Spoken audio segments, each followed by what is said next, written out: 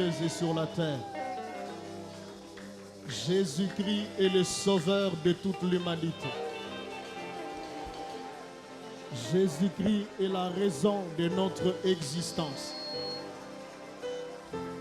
Jésus-Christ est le donneur du sens à notre existence. Jésus-Christ est le chef du cortège qui arrête le cortège de la mort, car il est le prince de la vie. Jésus-Christ est le patron du cortège de la vie qui arrête le cortège de la mort, parce qu'il est le prince de la paix. Ce matin, la mort disparaît dans la vie de quelqu'un. Ce matin, le cortège de la vie arrête le cortège de la mort dans la vie de quelqu'un.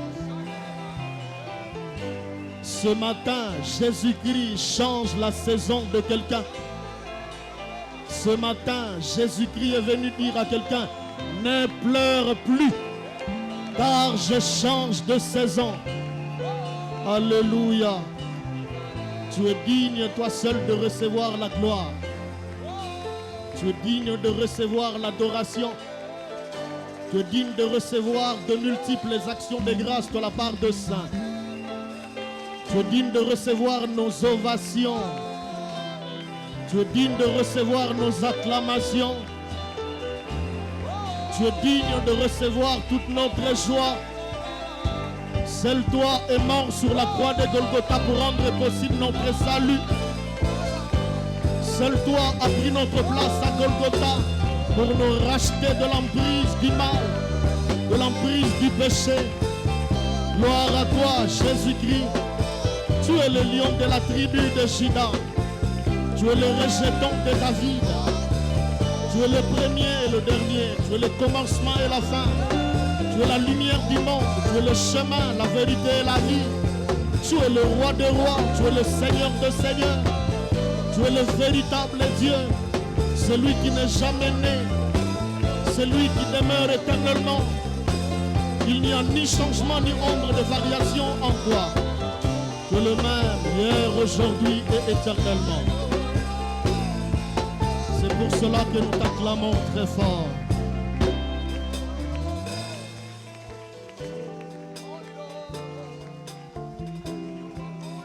Alléluia.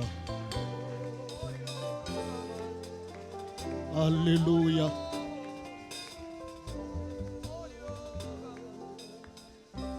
Alléluia.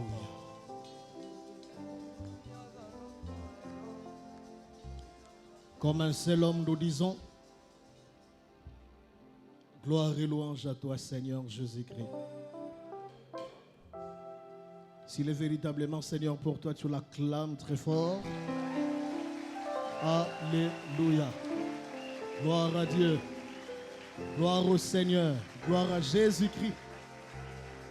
Gloire à l'Éternel, notre Dieu. Merci de tout cœur. Alléluia. Shalom Église. Faites-moi honneur. Regardez à gauche et à droite. Saluez votre frère et sœur. Bénissez-le au nom du Seigneur. Ne le faites pas comme si vous étiez à Kibomango. Faites-le comme si vous êtes vraiment, effectivement, dans la présence de Dieu. Dieu soit loué. Gloire à Dieu. Recevez nos salutations. Je rends gloire à l'Éternel, notre Dieu. Lui qui nous accorde cet immense privilège d'être là. Je dis merci de tout cœur à notre papa, à l'aumônier titulaire, le révérend Eric Nsengan Shimba, en déplacement, qui m'a cédé ce matin sa chair pour y annoncer la parole de Dieu. Merci infiniment à toutes et à tous d'être là, d'honorer le Seigneur en ces lieux par votre présence. Je vous retiens debout. Nous allons rapidement lire la parole du Seigneur dans deux textes que nous trouvons dans le Nouveau Testament. Le premier, c'est dans l'Évangile selon Luc. Nous allons du 11e au 15e verset. Ensuite, nous allons terminer avec Jean chapitre 16, chapitre 3, j'allais dire, excusez-moi, du 16e au 18e verset. La parole de Dieu est éternelle, elle mérite que nous l'honorions tout en nous tenant debout. Le jour suivant, Jésus alla dans une ville appelée Naïn. Ses disciples et une grande foule faisaient route avec lui. Lorsqu'il fut près de la porte de la ville, voici on portait en terre un mort, fils unique de sa mère qui était veuve. Et il y avait avec elle beaucoup de gens de la ville. Le Seigneur, l'ayant vue, fut ému de compassion pour elle et lui dit, ne pleure pas. Il s'approcha et toucha le cercueil. Ceux qui les portaient s'arrêtèrent. Il dit, jeune homme, je te l'ai dit, lève-toi. Et le mort s'assit et se mit à parler. Jésus les rendit à sa mère. Jean chapitre 3, versets 16 à 18. Car Dieu a tant aimé le monde qu'il a donné son Fils unique, afin que quiconque croit en lui ne périsse point, mais qu'il ait la vie éternelle. Dieu, en effet, n'a pas envoyé son Fils dans le monde pour qu'il juge le monde, mais pour que le monde soit sauvé par lui. Celui qui croit en lui n'est point jugé, mais celui qui ne croit pas est déjà jugé parce qu'il n'a pas cru au nom du Fils de Dieu. Parole du Seigneur. Nous l'acclamons très fort. Bien-aimés frères et sœurs, depuis quelques jours, nous sommes entrés dans une deuxième phase que le Conseil appelle quadrimestrielle, période qui va du mois de mai à celui d'août, et dont l'objectif stratégique est l'évangélisation, et le thème général est intitulé « Jésus-Christ et le témoignage de mon salut ». Voilà le thème que nous allons développer pendant ces deuxièmes quadrimestres de mai à août. Jésus-Christ et le témoignage de mon salut. Et j'ai l'immense privilège de pouvoir l'introduire ce matin en vous livrant plutôt un enseignement qu'une prédication, selon que j'en avais l'orientation. Alors, laissez-moi m'introduire en vous faisant remarquer, chers frères et sœurs, que dans ce monde, il est des choses que les humains, hommes ou femmes, ne peuvent jamais s'offrir ni obtenir, et c'est en dépit de ce qu'ils sont ou encore de ce qu'ils possèdent, mais que seul l'Éternel, Dieu Tout-Puissant et Tout-Suffisant, peut leur donner par sa grâce et en Jésus-Christ. Alléluia. C'est pour moi une pensée introductive capitale. Vous pouvez beau avoir l'argent. Vous pouvez être l'homme le plus riche, l'homme le plus puissant de la planète Terre. C'est bien bon, gloire à Dieu. Mais il est des choses que vous ne pouvez pas vous offrir vous-même. Vous pouvez être 7 fois docteur en thèse. Vous êtes sorti de l'université la plus prestigieuse du monde. Il y a des choses que vous ne pouvez pas vous offrir vous-même. Les seuls qui peuvent vous les offrir, c'est celui qui vit éternellement. Et il ne peut vous les offrir que par sa grâce et au nom de Jésus-Christ. Et du nombre de ces choses fondamentales, je les intitule, frères et sœurs, figure le salut. Les saluts. Mes chers amis, le salut est le besoin vital de toute l'humanité. Le salut est le besoin vitale de toute l'humanité en général et des humains en particulier, dans un monde de plus en plus malade, rongé, plongé dans le ténèbre du péché. Mais il est important, avant pour moi de progresser, de vous faire remarquer que ce salut-là, que Dieu seul est capable d'offrir en Jésus-Christ, ne peut être au bénéfice des humains que par Jésus-Christ. Et c'est fort de cette vérité-là qu'un homme de Dieu tellement inspiré, rempli du Saint-Esprit, au nom de l'apôtre Paul, a pu faire une déclaration historique qui a marqué le temps jusqu'à ce jour. Dans Actes chapitre 4, le verset 12, il dit « Il n'y a de salut en aucun autre, car il n'y a sous le ciel aucun autre nom qui ait été donné parmi les hommes et par lequel nous devions être sauvés. » Le salut n'est pas possible en qui que ce soit autre que Jésus-Christ de Nazareth. Vous avez besoin d'être sauvé, vous croyez, vous donnez votre vie à Jésus-Christ. Si vous refusez de le faire, vous périrez éternellement. Alléluia. Voici quelques préoccupations auxquelles je vais, par la grâce de Dieu, apporter rapidement de réponses. La première, c'est de savoir qu'est-ce que le salut. C'est quoi le salut? Jésus-Christ est le témoignage de mon salut. Mais c'est quoi le salut? La deuxième préoccupation, pourquoi Dieu s'est-il donné tant de peine pour mettre à notre disposition son offre de salut? Pourquoi? Qu'est-ce qui a motivé Dieu? Et la dernière raison, la dernière préoccupation, j'allais dire, c'est de savoir comment pouvons-nous en être bénéficiaires. Rapidement, allons-y dans le fond. Qu'est-ce que le salut?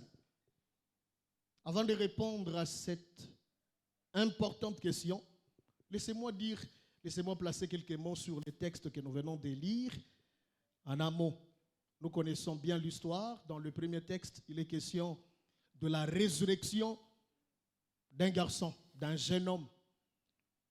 Il était de son vivant fils unique à une femme. Et cette femme était depuis un temps veuve. Cette femme ici a perdu tout ce qui était de plus précieux à ses yeux dans ce monde. D'abord, le mari était parti, et puis bien après, c'est le fils qui s'en va. Sa vie s'est effondrée tout d'un coup. Et après le funérail, on a cheminé le corps de son défunt fils unique au cimetière. Le cortège était là, l'enfant était dans son cercueil sur la civière.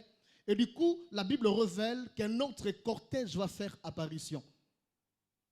Je prie ce matin que le cortège de ta vie soit intercepté par le cortège divin. Que le cortège qui a été décidé par les hommes pour t'entraîner au désespoir et au malheur soit arrêté, soit intercepté par le cortège de Jésus-Christ. Lui, quand il intercepte le cortège de ta vie, il change la donne. Et puis, il impose aux gens la volte-face, le demi-tour. Ce matin, tu feras demi-tour. Tu n'iras plus là où il a été décidé que tu ailles. Alléluia. Jésus intercepte le cortège du Fils unique. Quelle coïncidence. C'était le Fils unique humain qu'on s'apprêtait à enterrer. Et c'était le Fils unique divin qui, après avoir intercepté ces cortèges-là, va ressusciter le Fils. Alléluia. Alléluia. J'aimerais dire à quelqu'un, c'est que personne ne peut t'offrir dans le monde, Dieu est capable de te l'offrir. Je suis venu dire à quelqu'un ce matin, peu importe ce qui t'a été spolié, ce qui t'a été pris, ce qui t'a été confisqué par qui que ce soit, je m'en fous de savoir si c'est quoi, ça fait combien de temps, c'est par qui cela a eu lieu, mais je me contente de proclamer qu'il y a quelqu'un qui a le pouvoir de te restituer, bien au-delà de ce que tu comprends, bien au-delà de ce que tu crois, tout ce que tu as perdu. La femme ici était plongée dans le désespoir. Le cortège se dirigeait au cimetière comme pour sceller à jamais son désespoir. Et avant qu'il n'entre au cimetière, Jésus-Christ débarque. Et c'est quand il débarque qu'il commence par toucher la civière. Et quand il touche, le cortège s'arrête. Et quand le cortège s'arrête, il s'adresse à la veuve à laquelle on a apporté toute la consolation du monde, mais qu'aucune consolation ne pouvait changer la situation. Tu as droit à la consolation de Dieu. Les hommes peuvent compatir avec toi, mais ne peuvent pas changer l'histoire de ta vie. Mais quand le ciel compatit avec toi, il change le parcours de ta destinée. Que le ciel ait compassion de toi. Que Dieu regarde aux pleurs, aux larmes que tu verses du jour au jour. Que Dieu regarde au poids de l'humiliation que le monde t'impose. Et qu'il ait compassion de toi afin que l'histoire de ta vie change au nom de Jésus-Christ. Jésus-Christ est le changeur des histoires. Jésus-Christ est le rédacteur en chef de l'histoire. Jésus-Christ est le concepteur de la véritable histoire. Quand il conçoit et rédige ton histoire est écrite en lettres d'or. Alléluia. Après avoir consolé la femme, j'aime la parole qu'il va lui dire, ne pleure point, ne pleure pas. De toutes les personnes qui ont consolé cette femme, bon, c'est probable qu'il y ait quelques-unes qui l'aient dit, maman, arrêtez de pleurer, contenez-vous. Tu vois, ça arrive, ça nous est déjà arrivé. Mais il y a quelqu'un qui arrive qui va le dire différemment. Il dit, ne pleure pas. Vous savez ce que ça sous-entend? Ça sous-entend tout simplement que tu n'as plus droit aux pleurs parce que je viens de changer les saisons de ta vie. Oh, que ce matin, les saisons de quelqu'un change. Que les saisons de ta vie changent par la vertu de Dieu. Et à l'instar de cette femme, j'aimerais le redire de la part de Jésus-Christ à quiconque croit.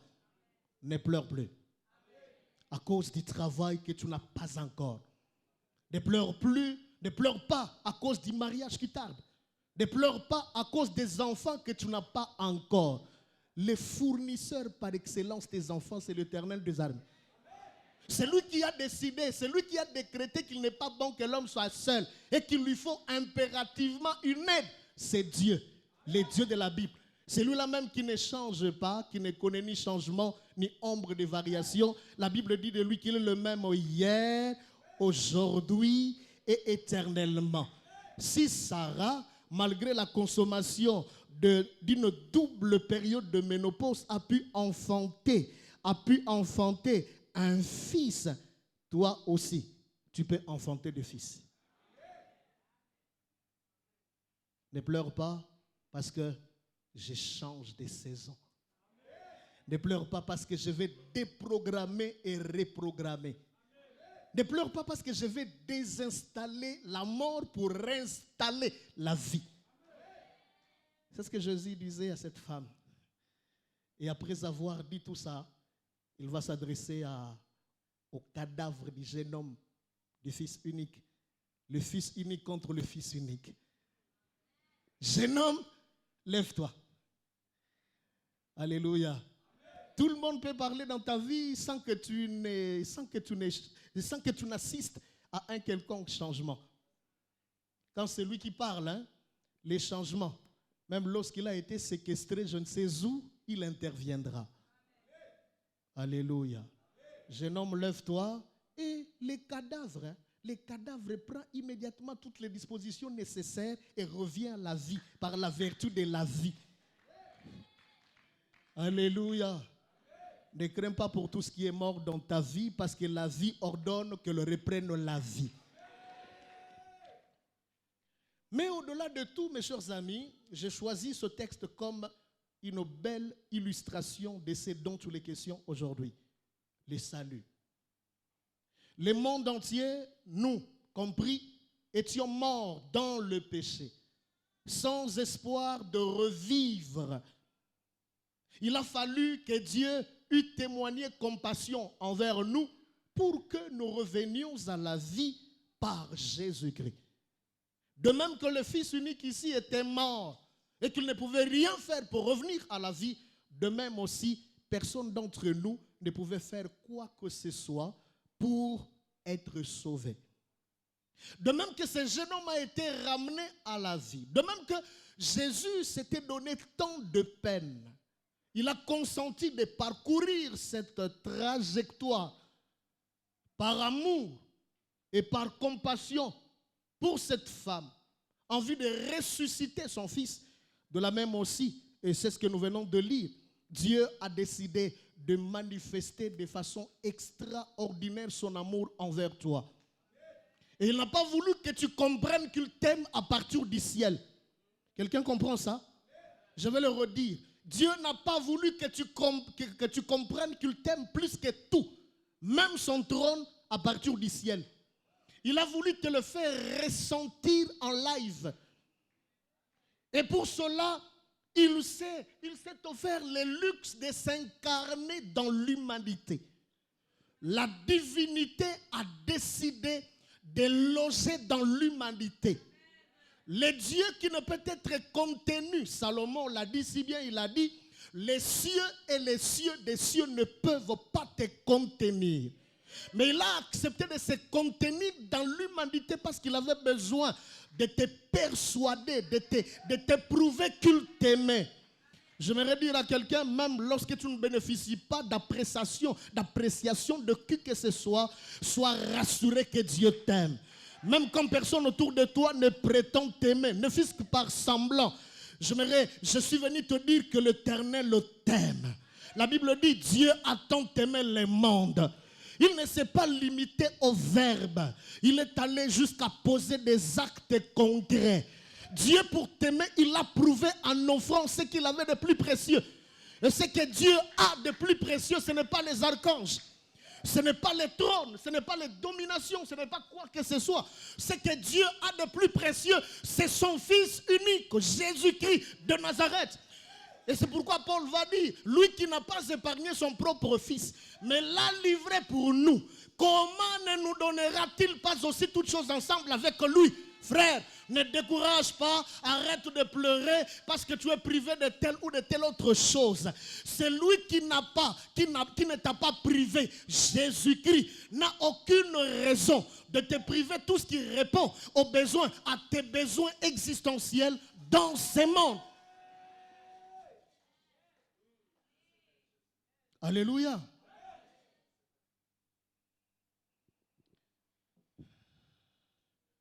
J'avais dit, je vais enseigner, je suis tenté de prêcher. Bon. Retournons aux affaires. Dans le deuxième texte, nous y voyons les cœurs et le dessein de Dieu débordant d'amour pour toute l'humanité. Et nous y voyons annoncer la formule divine pour résoudre définitivement le problème de l'humanité. Je vais te dire quelque chose de la part de Jésus-Christ. Quand toutes les formules du monde échoueraient, la formule divine existe. Elle a le pouvoir de déverrouiller ce qui a longtemps été verrouillé et dont les clés ont été emportées. Vous comprenez la complexité de ça? On a verrouillé ta santé. On a verrouillé ta maternité, ton mariage. Pire encore, celui qui a verrouillé a fait disparaître la clé. Pire encore, il est mort sans avoir retrouvé la clé. Quel malheur! Quel malheur! Je dis à quelqu'un de la part de Jésus-Christ, je m'en fous de savoir où est-ce qu'on a jeté la clé. Je m'en fous de savoir qui a verrouillé ta santé. Mais je me contente de proclamer que Jésus-Christ est celui qui tient dans sa main la clé. La Bible dit il a la clé de la mort et du séjour des morts. Quand tu l'ouvres, personne ne ferme. Et quand tu le fermes, il n'y a personne pour ouvrir. Je prie le ciel au nom de Jésus-Christ. Que n'importe quel domaine de ta vie qui a été longtemps verrouillé reçoive l'ordre de la part de Jésus-Christ de se déverrouiller de soi. Que tout code de verrouillage, tout code qui a été appliqué sur le verrouillage de n'importe quelle situation de ta vie, reçoive seulement l'ordre de celui qui dit un seul mot. et la chose vient. De celui qui commande, la chose vient. De celui qui ordonne et la chose arrive. De celui qui dit seulement un mot et la chose s'accomplit. Il n'a pas besoin de faire de longs discours. Il n'a pas besoin d'impressionner les gens en changeant le ton, le timbre vocal. Il se contente de dire seulement un mot. Que Jésus-Christ de Nazareth dise un mot.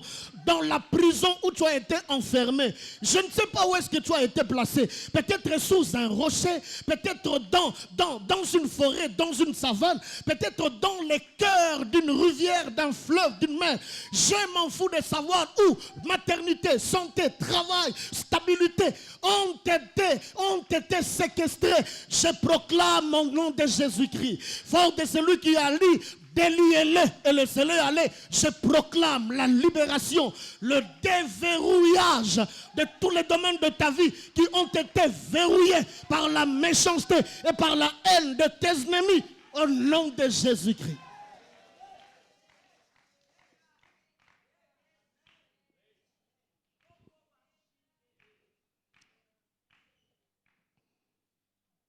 Alléluia. Qu'est-ce que le salut? La Bible utilise beaucoup d'expressions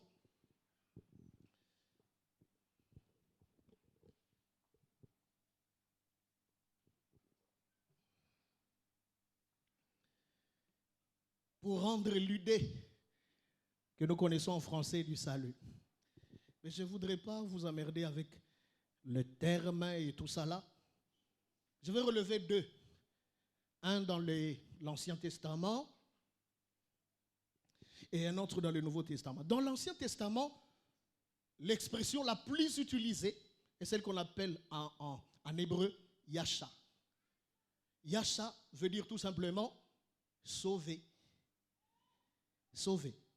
Et donc d'après ce terme qui a beaucoup évolué, ça c'est le sens que je retiens et que je vais vous faire part. Yasha signifie tout simplement délivrance et libération. J'aimerais que vous notiez avec soin ces deux mots. Délivrance et libération, tant à l'échelle individuelle que collective. Dans le Nouveau Testament, il y a le verbe sozo. Le verbe sozo, comme vous l'entendez, le verbe sozo qui est utilisé pour parler de sauver. Et le salut, d'après ces mots, désigne la guérison, la santé, le remède, le secours, la rédemption ou encore le bien-être. C'est tellement riche que je suis tenté de reprendre ça. Le salut dans la conception du Nouveau Testament, partant des sozo, signifie la guérison. Frère, sœur, tu as droit à la guérison. La guérison est un droit d'alliance. Quelqu'un est-il entré malade ici? Levez votre main si vous êtes entré malade ici. Le Dieu fidèle vous guérira. Je le défie. Lui aime le défi. Laissez-moi le défier pour vous. Le Dieu fidèle vous guérira. Et je vous exhorte tout simplement à la foi. Le salut signifie la guérison. Le salut signifie la santé, le remède, le secours, la rédemption, le bien-être. Somme toute, le salut est à comprendre de façon générale, après avoir pris en compte toutes les considérations.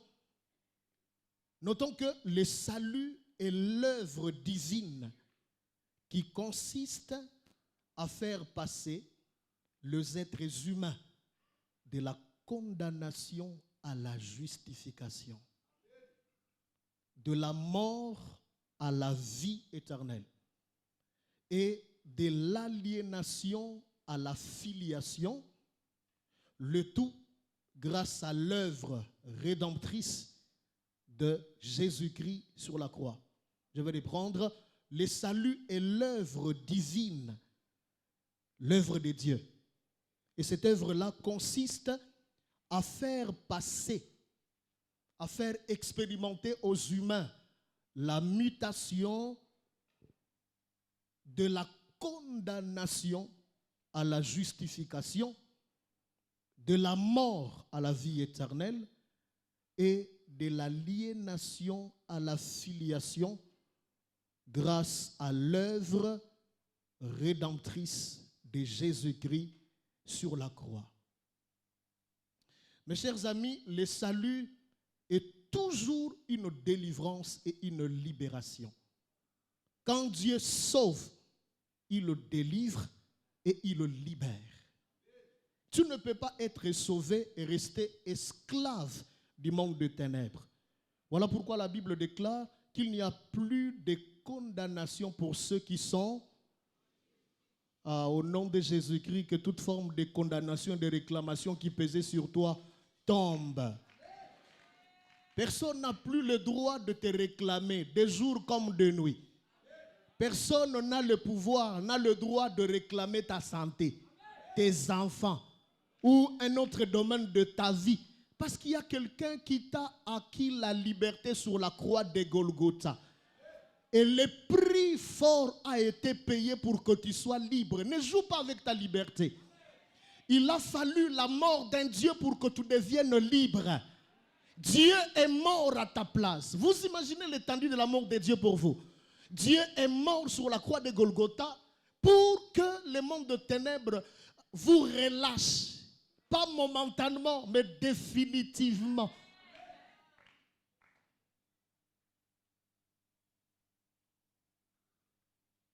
Que Dieu vous fasse expérimenter la liberté. Le salut est avant tout une communion et une paix retrouvées avec Dieu. Alors, puisque le salut, puisque quand Dieu sauve, il délivre, il le libère, de quoi sommes-nous délivrés? De quoi sommes-nous libérés? Voici quelques domaines importants dans lesquels, ou pour lesquels, si vous voulez, nous avons été sauvés. Premièrement, de nos péchés. Jésus-Christ, Dieu nous a sauvés par Jésus-Christ en nous libérant, en nous délivrant de nos péchés. Vous savez pourquoi quelqu'un s'est exclamé dans le Nouveau Testament, au su et vu de ses disciples, en voyant celui qui était venu dans le monde avec ce mandat? C'était Jean-Baptiste. Il l'a aperçu de loin et il ne s'était pas contenu. Il a dit à ses disciples, voici l'agneau de Dieu qui ôte le péché du monde. Et l'apôtre Paul va ajouter plus tard en disant dans Romains chapitre 6, le 14e verset, si je ne m'abuse, il va dire, et le péché n'aura plus de pouvoir sur vous. En d'autres termes, vous n'êtes plus esclave du péché parce que vous en avez été libérés. Frère, tu ne peux pas continuer à être esclave de la masturbation, de l'impudicité, de l'immoralité sexuelle, de la tricherie, de la corruption. Jésus est mort sur la croix de Golgotha pour que vous en soyez libres. Il est inadmissible pour un sauvé, un véritablement sauvé, d'être dominé par le péché. Je n'ai jamais oublié dans la paroisse où j'ai rencontré le Seigneur, à la Pépéukine, on a prié pour une sœur. La sœur là, on l'a eu comment? Dieu l'a attirée vers lui comment? Elle était de nationalité camerounaise ou un autre pays en Afrique, en études ici à Kinshasa, à l'Unikin. La particularité négative avec elle, c'est qu'elle ne pouvait pas passer un seul jour sans coucher avec un homme. Pas un seul jour. Figurez-vous, imaginez les pires scénarios de ce que je vous rapporte. Pas un seul jour sans avoir de contact sexuel avec un homme. Ce qui l'a amené au Seigneur, c'était le fait que une fois en vacances, elle est retournée au pays. Et puis ce jour-là, elle n'avait pas trouvé de clients, comme toujours. Et ce qu'elle a fait, c'est qu'elle a drogué son petit frère. Elle a sérieusement drogué le petit frère. les petits frères étaient très actifs aux zones des ténèbres, mais inconscients. Et puis la sœur s'est livrée à sa sale besogne, et quand le frère s'étant revenu à ses esprits, quand il a su qu'il venait de coucher avec sa propre grande sœur, c'était un choc pour lui, il n'a pas supporté, il a mis fin à sa vie. Il s'est suicidé. Il s'est suicidé parce que sa grande sœur l'avait violé en le droguant. Et c'est l'événement qui l'a poussé au Seigneur. Quand elle est rentrée au pays, il a vu, à l'époque j'étais à l'intercession, on a prié pour elle. Alléluia.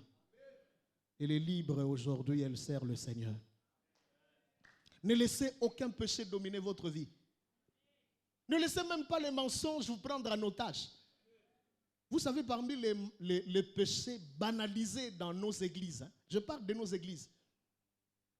L'église, dans son ensemble à travers le monde, parmi les péchés banalisés, il y a les mensonges. Vous avez des chrétiens qui vous mentent comme s'ils respiraient. Il n'y a pas longtemps, je t'ai scandalisé. Je suis ramené à la maison par un bien-aimé frère que je connais bien. C'est un chrétien. Bon, ce jour-là, je me suis posé la question de savoir, est-il vraiment un chrétien ou un crétin? Mais bon, entre parenthèses, un chrétien. On arrive au niveau des Pont-Matete. Nous étions au niveau des Pont-Matete. Un client l'appelle, c'est un conducteur. Un client l'appelle pour le ramener à l'aéroport, pour le déposer à l'aéroport. Il lui dit, mais tu es où? Ah bien non, non. Kobangate, nasa. Omonina virage avec toi, nasawan. Na tourner. Et puis, sans scrupule, sans vergogne, il s'en fout des pasteurs à gauche. Non, non, c'est comme si le pasteur n'était pas là. Il sait bien que je suis pasteur. Voyez-vous? Ne laissez aucun péché vous asservir. La vie de péché ne vous profitera jamais. Frère, vous vivez dans l'immoralité sexuelle, répentez-vous. Vous êtes dans la tricherie, dans la corruption, répentez-vous. Le péché est un poison, le plus mortel qui soit. Bon, merci de ne pas dire amen, c'est pas grave. La deuxième des choses dont nous sommes libérés, délivrés, c'est la condamnation divine. Je l'avais déjà signalé. La troisième des choses, de la perdition éternelle. La quatrième des choses, de la mort éternelle. Et la mort ici, ce n'est pas la mort physique, c'est le bannissement total de la présence de Dieu. C'est-à-dire, dans l'au-delà, dans l'éternité, il n'y a que deux endroits où passer la dite éternité. Soit dans la félicité éternelle, soit en enfer. Et le diable travaille efficacement à travers certains mouvements pour dissuader les gens, pour leur mentir en disant que l'enfer est un mythe. C'est une chimère. Non, l'enfer n'est pas un mythe. L'enfer n'est pas une chimère.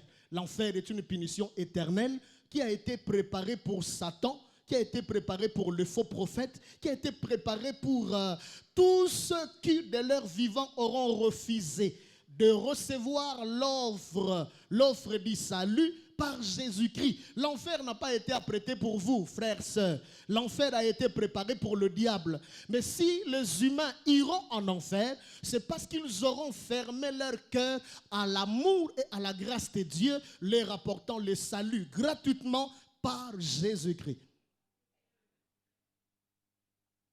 Voici quelques observations avant de passer au point suivant.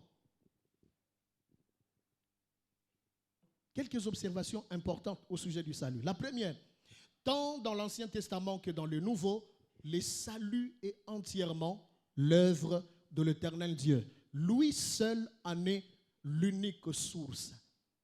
Le seul qui sauve, c'est Dieu. C'est pourquoi il est dit, il n'y a de salut en aucun autre. Aucun autre nom ne vous sauvera. L'argent ne sauve pas. Les relations ne sauvent pas. Le diplôme ne sauve pas. Rien ne sauve dans ce monde. Personne ne sauve dans ce monde. Les seuls habilités, mandatés, ayant le pouvoir éternellement de sauver, c'est Jésus-Christ de Nazareth.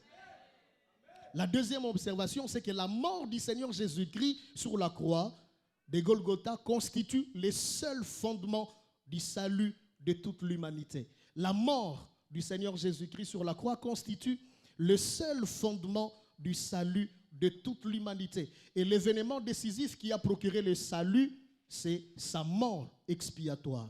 La troisième observation, c'est que, souffrez que j'aille vite, le salut en Jésus-Christ produit des effets sur l'être tout entier.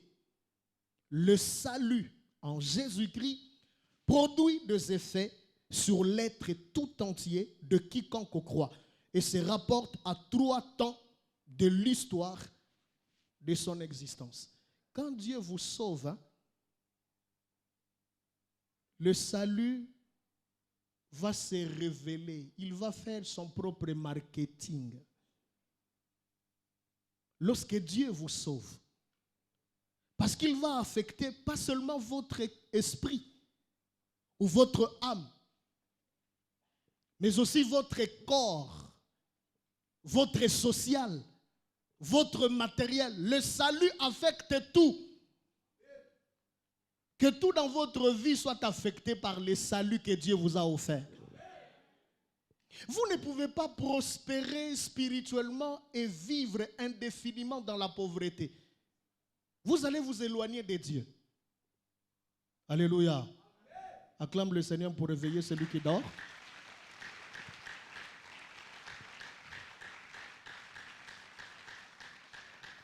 Bien-aimés dans le Seigneur, la distance entre la sorcellerie et la pauvreté est de 0,090 cm.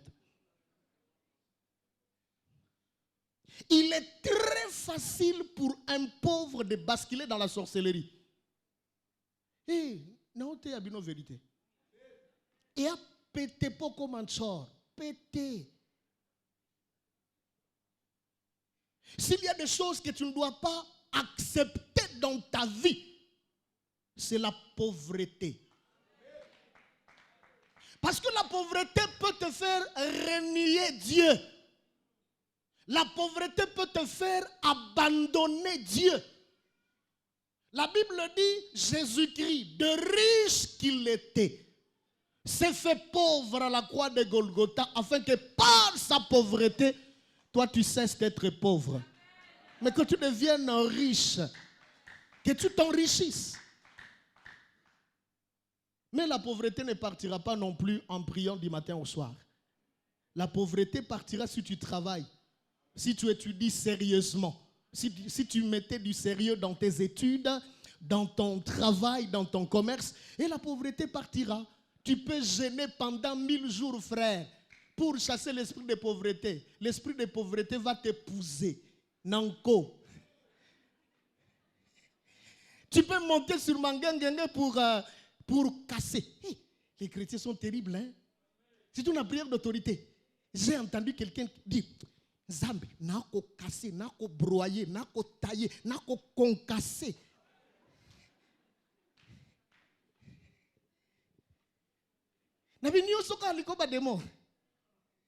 Et j'imagine à quel point quelquefois les démons disent, ah Nzambe, ataku tango. Ataku tango bisonde. Batuna soloka. Mais bada no pe ba poussi. Baleki. Mutakolik sangunga na novelas du matin au soir. Azangi fufu na pokwa. On Nzambo tinga pona nini boy. Démon ya pauvreté boy le kamunini. Est-ce que tu comprends ça? Travaille, frère. Mais retiens que n'accepte jamais de vivre dans la pauvreté. Papa, battez-vous pour votre épouse, pour vos enfants. Au moment où vos enfants peuvent facilement être assimilés aux sorciers. Parce que vous n'êtes plus là. Vous savez combien d'enfants on traite abusivement des sorciers alors qu'ils ne l'ont jamais été. Dans la rue, vous savez pourquoi? Tout simplement parce qu'ils ont été plongés, précipités dans une situation de pauvreté. Détestent la pauvreté. Quelqu'un dit, Seigneur, ne me donne pas trop de richesses. Mais, kosalanga ipetena zala, mobola, nokite, na uwanga na kombo na yu. Travaille, le peu de choses que tu fais là, travaille, mets du sérieux là-dedans. Prie le Seigneur. Les dieux de la Bible bénissent la prière plus l'action. La prière plus l'action. La prière plus l'action. La prière plus l'action. La prière à elle seule. Vous risquez de passer votre temps. Vous avez une part de responsabilité. Si vous n'agissez pas, Dieu n'agira pas. Faites attention, faites la part des choses. La Bible est un livre le plus équilibré possible. Ne donnez pas tort à Dieu pour rien. C'est vous qui avez tort. Soyez équilibrés.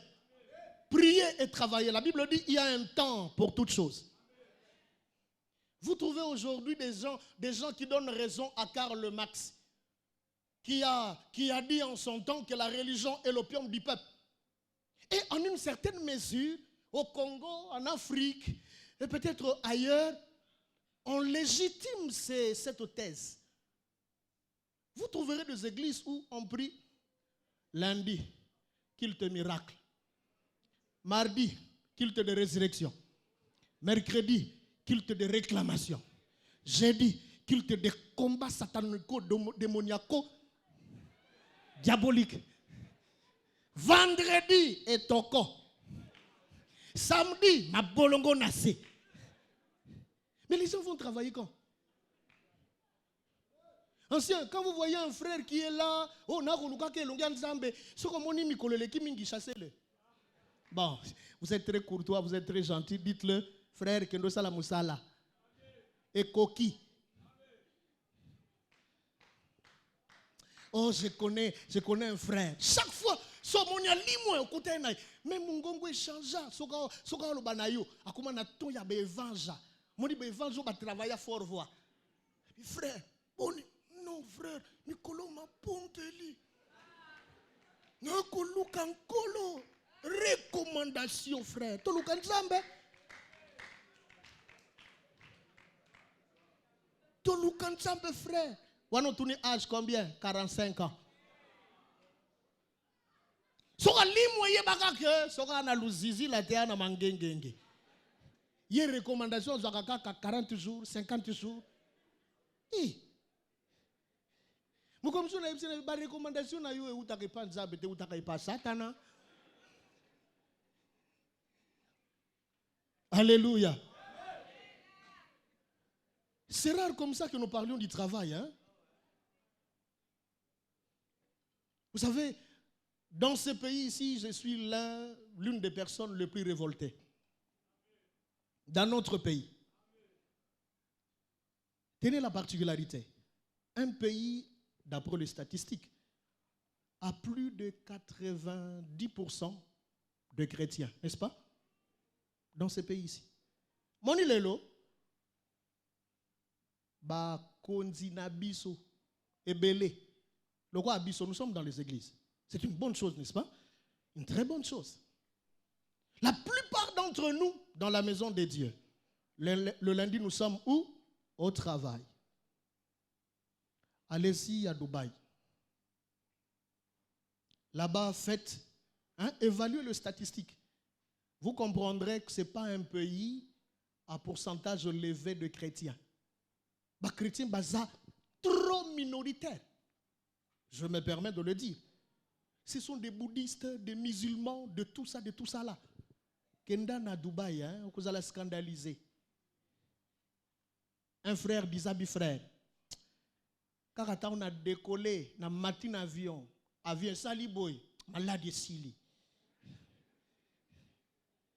Mais tant que sili sikuna, tant on a yé, quand on tokoti na espace aérien air de Congolais. Tout soit fièvre, yambala kata, quand on doit atterrir boy.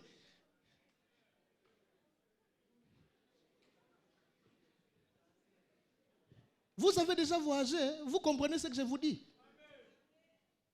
Donc, vous êtes là comme si maladie n'existait pas. Vous n'avez même plus besoin de prier. Ah yo, tokaka pona côté la maladie. Okomi kuna Tu ignores ça. Zonga na terrain. Et l'eau makasi. Na foulou. Na corruption. Je dis ça à notre propre honte, mes chers amis. Boni ba musulmans, ba bouddhistes, ba tongi, ils ont transformé le désert. Biso toze na jardin d'Éden. Ou biso ki to sali échange. Pesa bato à Dubaï 10 jours. Bon. Pesa bango kaka quelques mikolo. Oyawa, obungi. Je vous assure. C'est tellement blessant, c'est tellement déstabilisant. À bien d'égards, on se pose la question, sommes-nous des gens normaux? Est-ce que nous sommes vraiment normaux? Est-ce que nous utilisons la matière grise dans notre tête? Vous perdez votre téléphone quelque part à Dubaï, ne vous en faites pas. Signalez seulement. Vous êtes très loin dans votre chambre, signalez. Baïbi Chombo. Quelques minutes après, on vous ramène le téléphone. Et pas nabiso. Et pas nabiso yaya. Et iba mi na victoire. 2 minutes na gambela. Hein? 30 secondes va changer coq. Car attends, iba mi quelques instants. Balongoli si mon esprit. Vous savez le problème? C'est que nous connaissons beaucoup la parole de Dieu. Nous sommes très peu disposés à mettre en pratique la parole de Dieu. L'Europe que nous envions, les États-Unis, vous pensez à la base de leur développement, c'est quoi? C'était l'application de principes bibliques. Et parmi les principes bibliques, il y a le travail. Le travail. Chez nous, vous trouvez quelqu'un qui vous dit il est midi. Abi nake musala midi. Abi na chauffer na intercession. C'est qu'on a ke musala. Musala ngwa fonction publique. Et puis au bakisi, abi nake ka na tia exam, na tia présence. Ce qui pas combien tia présence 5 minutes abimi. Maman ya na ye. Kuna musala za la katin. C'est pas un soir. Vous êtes là. Ma maman fonction publique est.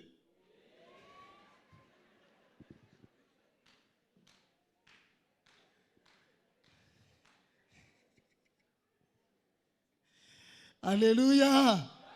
Acclamons le Seigneur.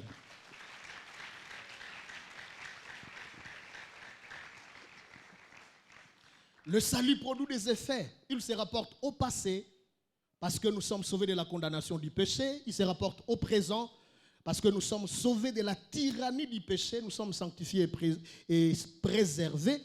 Mais il se rapporte aussi au futur parce que nous sommes sauvés pour toujours dans la présence. Nous serons sauvés pour toujours dans la présence de Dieu, du péché même. 4e implication, le salut implique d'immenses bénédictions spirituelles dont la remission de péché, le rachat ou la rédemption, la libération, la réconciliation, la justification, la propitiation. 5e et dernière observation, c'est que l'Éternel Dieu veut que tous les hommes soient sauvés. Amen. Dieu veut que Kofi Olomide soit sauvé. La publicité n'a été. Du point de vue boulot, à l'ingakete. Pour our baby, ça meurt fort. Mais j'ai toujours cru qu'un jour, la grâce de Dieu va les rencontrer. Je ne sais pas pourquoi j'ai toujours pressenti ça. Et j'ai prié pour lui. De sorte que de la même manière, il a égaré autant. De la même aussi, par lui, beaucoup de brebis perdues soient retrouvées avec lui-même. Dieu veut que tous les hommes soient sauvés. Pourquoi Dieu offre tous les saluts? Je vais les citer rapidement pour terminer. La première raison, malgré le fait que nous, humains, nous nous sommes révoltés contre sa bonté, Dieu a accepté la souffrance de devoir livrer son Fils unique en sacrifice pour notre salut. Premièrement, parce que c'est la plus sublime et la plus concrète démonstration de l'amour de Dieu envers nous. Chaque fois que je pense à l'amour de Dieu, j'ai tendance à m'arrêter et je ressens de profondes émotions. Vous imaginez, dans notre monde, tout fonctionne contrairement au fonctionnement de Dieu. Quand vous avez tout, vous êtes tenté de ne plus avoir besoin des autres, surtout d'une catégorie de personnes, parce que vous avez tout. Mais figurez-vous, c'est lui qui, de toute éternité, a tout, sans l'assistance de personne, n'a pas voulu rester tout seul. Même quand nous l'y avons remercié par la monnaie de singe, il a décidé de s'approcher de nous. On est très peu disposé de suivre quelqu'un qui nous a profondément blessés. Nous humains, n'est-ce pas, non? Quelqu'un qui vous a sérieusement blessé. Pourquoi vous allez le chercher? Vous le chercherez à cause de la parole de Dieu. Mais humainement parlant, vous y mettrez la croix. Et la Bible dit, dans son grand amour, il a quitté le ciel. Il est venu dans les mondes. Et il n'a pas choisi la plus majestueuse ville du monde. Il a choisi d'entrer dans le monde par le boulevard d'humiliation. Il n'est pas né dans la maternité la plus somptueuse de l'époque. Il n'est même pas né dans la maternité royale, roi de toute éternité. Il a préféré naître dans une étable. Il a préféré partager les séjours avec les moutons, les bêtes et tout ça là. Et il est sorti de ce monde ici par le boulevard d'humiliation et de la honte, de l'opprobre. Il est mort sur la croix jusqu'à ce qu'on lui a même arraché les peu de linguanda qu'il avait sur lui. Et il était totalement nu. Je vous assure. Un garçon de 33 ans, totalement dénudé. Il faut noter Karaboy. Papa Thomas, Ozwangate. Oh non, pensa pas ça la bika moi. Yamakasi, il faut un jour pensa prêche. Adam. Façon de négocier, a bien ce qu'on a commencé la live té. Bon, il y a une caméra et puis bon Dieu kaka parti. Nzambe pas lobi te bongo te Adam penza en chair. Nakokima. Nakoyate. Nakokate. Mais je suis sincère. Nakokate. Mais Yesu akoka. Maman na ya zawana, pa petit na ye bazawana, grand frère karaboy. L'amour de Dieu. Je suis désolé d'arrêter par ici. Est-ce que nous pouvons acclamer très fort le Seigneur?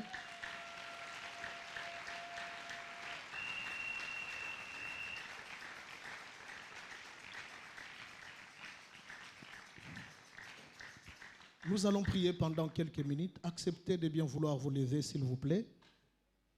Nous allons prier le Seigneur. Je ne sais pas quel sentiment avez-vous, qu'est-ce qui monte au fond de votre cœur après avoir entendu cette parole de la part du Seigneur. Moi, monte dans mon cœur le premier sentiment de gratitude, d'adoration. Et j'aimerais que nous commencions par là. Quelqu'un t'a aimé tel que tu étais. La Bible dit, Dieu prouve son amour envers nous en ce que lorsque nous étions encore des pécheurs, Christ est mort pour nous. Dieu n'a pas attendu que vous ayez appris à fuir le péché, à obéir à sa parole. Il n'a pas attendu ça. Dieu n'a pas attendu que vous ayez appris à officier, à prêcher, à le servir. Dans le bourbier du péché, il vous a aimé. Personne ne vous aimera comme ça là dans ce monde ici. Élevons nos voix, rendons grâce au Seigneur. Disons-lui merci. Adorons-le pour son grand amour. Son grand amour envers nous. Est-ce que tu peux élever ta voix et bénir son Saint-Nom? Son amour n'a pas de fin. Son amour n'a pas de limite.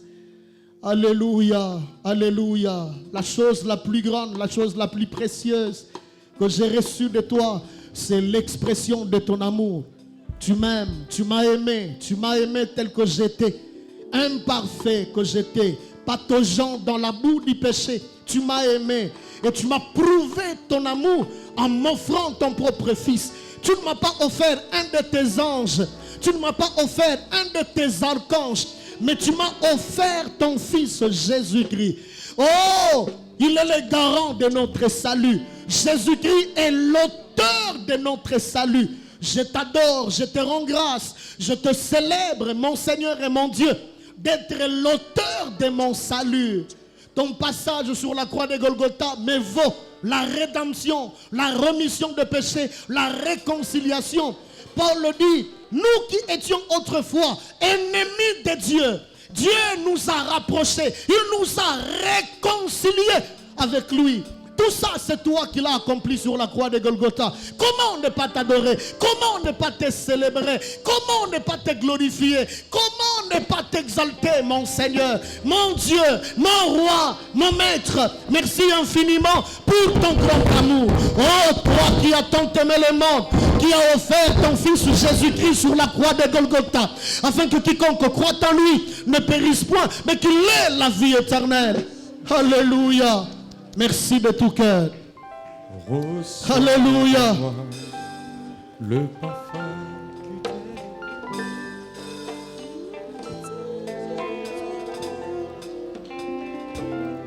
Alléluia. Merci de tout cœur. En mourant sur la croix de Golgotha, tu as changé les paramètres de mon existence. Tu as changé ma vie. Tu m'as transformé. Tu m'as libéré de l'emprise du péché. Tu m'as libéré de l'emprise de la malédiction, de la condamnation et du diable. Le diable a perdu depuis Golgotha tout droit de domination et d'asservissement sur moi à cause du travail, de l'œuvre que tu as accompli sur la croix de Golgotha. Je te lève, je te lève, je te lève, je te lève. Je te lève, Seigneur. Je te lève, tendre Père Céleste. Je t'adore, je te glorifie et je te couronne de gloire. Alléluia. Bien-aimé, tu vas prier, s'il te plaît. Tu vas prier et nous terminons par là. S'il vous plaît. Tu vas prier. De la part du Seigneur ce matin, nous venons de découvrir que le salut qui vient de Dieu n'est pas seulement spirituel. Il affecte tous les domaines de notre vie. J'aimerais que tu lèves tes deux mains. Là où tu vois le ténèbre couvrir ta vie, la Bible dit que les ténèbres ne régneront pas toujours. La Bible dit que pour les justes, la lumière est sémée. Réclame la lumière de Dieu. Demande au Seigneur d'intervenir dans ta vie. Il est écrit, j'agirai et qui s'y opposera? Demande au Seigneur d'agir dans ta santé. Tu es malade. Prie. Révolte-toi contre ta maladie et dis à ta maladie, c'était ta toute dernière expérience dans mon corps. J'aimerais que tu pries comme un révolté. Dis, c'était ta toute dernière expérience dans mon corps. Je ne sors pas de ces lieux malades. De la même manière, ce jeune homme n'est pas retourné dans la ville morte. Il est rentré dans la ville vivant. Je sors de la présence de Dieu, restauré, guéri, transformé, affecté. Prie le Seigneur. Personne ne peut mieux prier comme toi. Personne ne peut mieux prier pour toi que toi-même. Prie le Seigneur. Sois révolté. Sois révolté contre l'oppression du monde de ténèbres. Sois révolté contre les attaques du monde de ténèbres. Implore l'Éternel afin que l'histoire de ta vie change. Il t'a dit, ne pleure pas. Dis au Seigneur, j'aimerais ce matin recevoir de toi une bonne raison de cesser de pleurer. Une bonne raison de cesser de pleurer. Une bonne raison de cesser de pleurer. Change mon histoire et change ma saison. Nanya kosu alo kolayo misweto mwami ikolo toko tatoro la monene. Nous élevons nos mains vers toi, Nania Sauveur de toute l'humanité. kolayo Toi le Dieu de la guérison, l'auteur de la bonne santé, l'auteur de la guérison, l'auteur du bien-être, l'auteur du salut, l'auteur de la transformation, l'auteur de la maternité, l'auteur du mariage de gloire, l'auteur du travail rémunérateur, l'auteur de promotion, l'auteur de la stabilité financière et matérielle, l'auteur de la prospérité spirituelle, financière et matérielle. C'est vers toi que nous élevons nos voix. Ce matin abattu, nous nous approchons de toi pour que change notre histoire. Alléluia. Alléluia. Béni soit ton nom, Seigneur. Béni soit ton nom, Seigneur.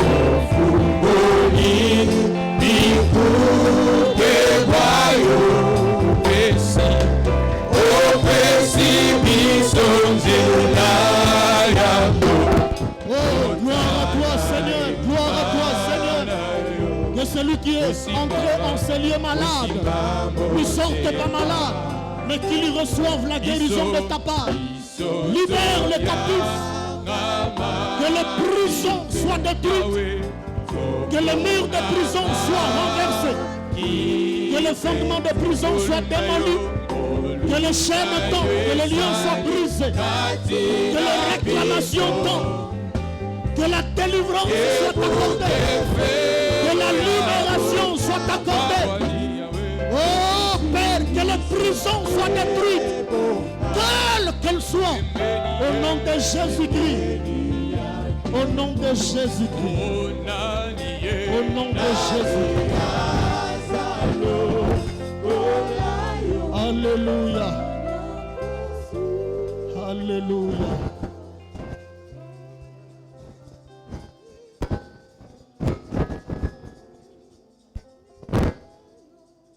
Merci pour ta gloire.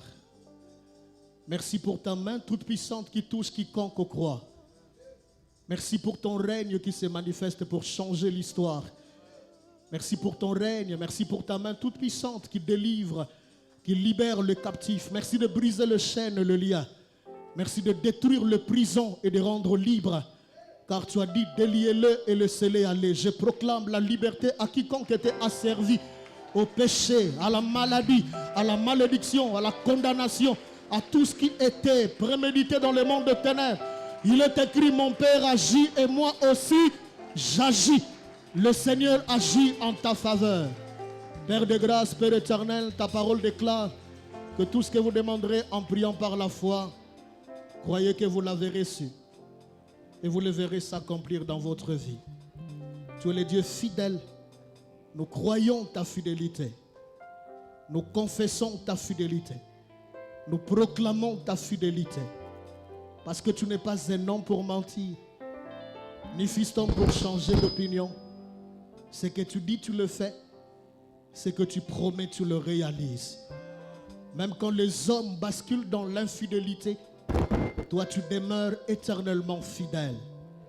Parce que nous croyons que tu es fidèle et que tu accompliras ta volonté salvatrice dans nos vies, nous t'acclamons très fort. Gloire à Dieu.